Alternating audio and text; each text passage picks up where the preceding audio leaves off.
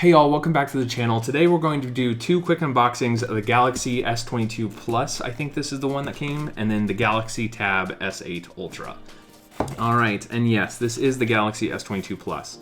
I ordered all three, but if you tried and pre-ordered this year, you figured out just how bad it was, how bad the situation was. It was frustrating, to say the least, as a Samsung fan. I was hoping that I would be able to get them all on launch day, but obviously that didn't work out. Nothing much to mention in box. Obviously, we're going to have the cable and not a dedicated charger. Oh, wow. Okay, wait a second.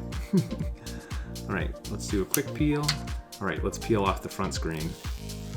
Now, I've seen a couple initial reviews and initial impressions about this, but I didn't really realize just how squared off it was. Now, I liked the design of the former Galaxy series, the S21 Ultra and the S21 that I used. So I was kind of hoping for a similar experience. This is a lot more squared off. Let's see if you can see that. I guess you could say it's more similar to the iPhone, but the iPhone obviously has a completely squared edge. I don't love it so far, to be honest. I loved the fact that the old design kind of curved very, very gradually into the back panel, so it was kind of easier to hold in my hands. But maybe this is kind of where design is going. I'm trying to turn it on. Let's see. I got the forest green model, which is more of a gray green, at least in this lighting. It's very, very dark and very subtle. We'll see what it looks like in daylight, but it doesn't look as striking as a lot of the other green colors that I've seen on phones. In general, the design is pretty refined. It's not as much of a kind of seamless curve into the frame with the camera bump as beforehand, but I don't think that's a big deal. And we'll go ahead and open up the Tab S8 Ultra.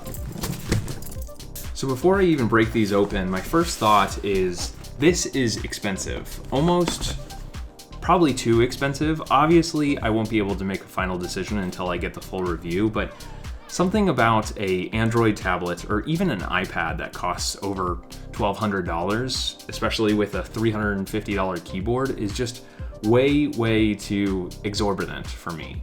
Now, obviously, this has the hardware to warrant that sort of price, which we'll get to see pretty soon here. But I don't know, I just feel like the sweet spot for me for a premium Samsung tablet is probably in the $800 range, and even then, it's a little bit high based on how much I'm willing to pay for something that's not going to get me done any work. Now, maybe this Galaxy Tab will change that story, and we'll get to a point where I can actually do work on my Galaxy Tab. I have typically been a big fan of the Galaxy Tab's keyboards because they include dedicated kickstands that are really nice and high quality, giving a better experience even if you're not using the keyboard. Granted, I would have preferred just having a built-in kickstand into the tablet similar to a Surface Pro, but that's okay because this is still a better solution in my mind than the Magic Keyboard, which basically is the only way you can get a high-quality first-party kickstand from Apple, and then you're stuck with keeping the keyboard on. My first impressions of this keyboard is it kind of looks like maybe a Lenovo laptop keyboard from quite a few years ago. It's very, very basic. Looks like the layout is pretty standard. Doesn't have any sort of surprises as far as I can see, which is good. It's just, we'll see how Android can actually handle those inputs.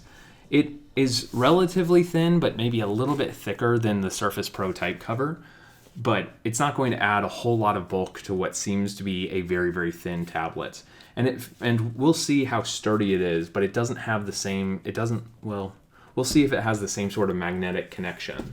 And then this is the kickstand, which we'll get to try out live to see how good it is, but I'm excited about that.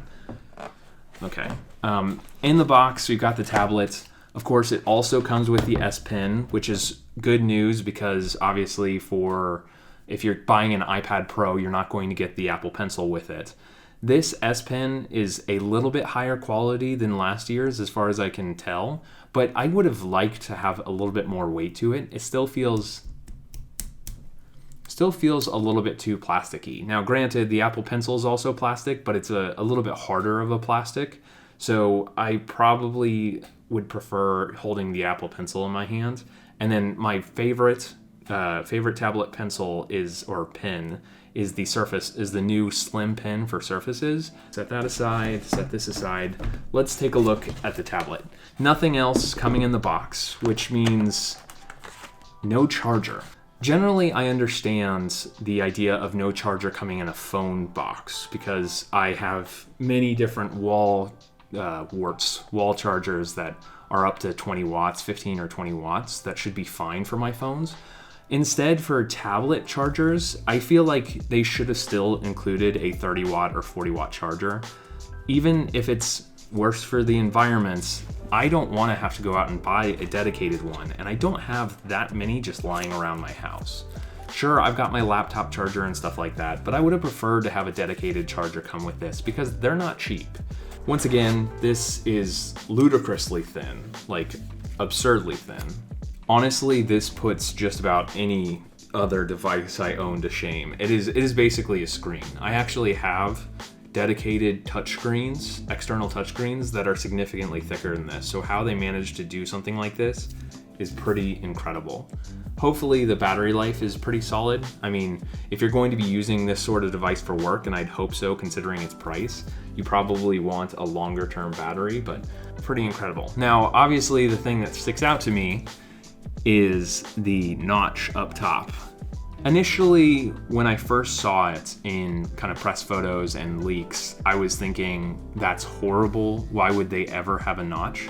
But now that I'm seeing just how small the bezels are, I totally understand. Because like, there's no other place for them to put a camera. And again, if you're planning on using this as a work device, taking Zoom calls or Google Meet calls, then it's probably good to have a good dedicated webcam.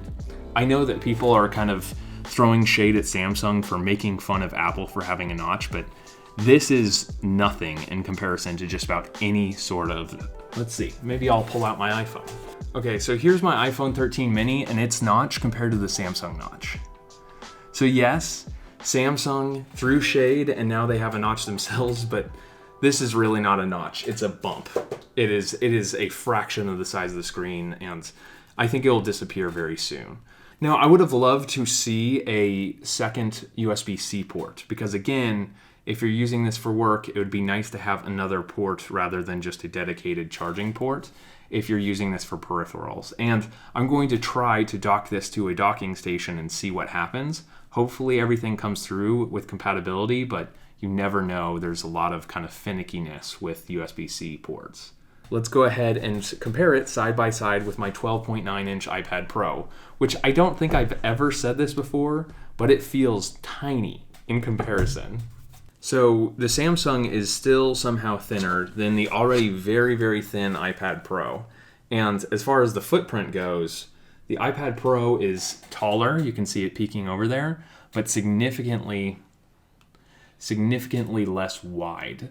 So it's tough for me to hold these delicately without breaking either of them, but you see the Samsung tablet spills over a whole bunch, and that's because it has a wider aspect ratio. I actually prefer a wider aspect ratio because I often use my devices to specifically watch content like YouTube videos. There we go, okay.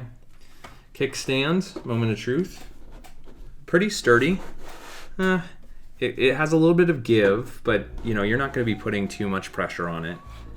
And all together, it is pretty similar to like a super thin, maybe a little bit thicker than a super thin 14-inch laptop or 13-inch laptop. Let me grab a 13-inch laptop. All right, this is quickly becoming a very messy table. But here I've got the Samsung Galaxy Book Pro 360, which is going to be reviewed on my channel very, very soon here. I shot the review, just need to edit it. And you can tell the thickness is very, very similar. So adding the keyboard cover gets you a very similar to laptop experience, but this is a lot larger. So the Galaxy Book Pro 360 is a 13-inch device. I think it's still 16 by 9, but so you're adding an extra inch of screen real estate, but it's a lot larger footprint. And then let's do a quick comparison of the keyboard typing experience with the Magic Keyboard. So here's my Magic Keyboard. Oh man, this is not even a comparison, to be honest. Like the amount of real estate that you have dedicated F keys, you have full Arrow keys, I guess those are similar, but all of the keys are exactly where they should be, and they are massive. I swear, this keyboard is night and day, going to be a better typing experience than the Magic Keyboard. Now the keys themselves, let's see the travel. It's okay. I still think the Magic Keyboard has the edge in terms of the travel and the feel of the keys, but man, this keyboard gives you so much space to do whatever. Let's summarize my first impressions. The Galaxy S22 Plus looks to be a great phone. Like the design, don't love the squared off edges, but hopefully it's going to be a better experience and I'm excited for it. But in comparison, the Galaxy Tab S8 Ultra, while it's very, very expensive, is an absolutely incredible piece of hardware. Like, unbelievable. Like, I am very, very impressed by this. Just how thin it is, how high quality everything feels. I'm really excited to get the opportunity to use this. So keep an eye out on my channel because I'm going to be releasing a full review of this in detail, and hopefully will give an idea on whether it's the best device for you. I don't know who it's going to be best for. We'll have to see once I start using it, but man, I am so impressed so far. So thank you for watching NOISO. I hope you like this quick unboxing video. If you did, be sure to like and get subscribed so you can see more videos just like this. Be sure to catch the full reviews coming on my channel soon. Thanks for watching, and I'll catch you in the next one. Sorry, just one more thing. I just turned on the device and got to the home screen, and oh my god. It is like such a perfect display. Like, the blacks couldn't be deeper. I am so amazed. Like, I loved the display. I thought it was great, the 12.9-inch display of the iPad Pro 2021. But this hits different. It's incredible. It's immediately so apparent that it is OLED. And so that's going to be a big part of my review.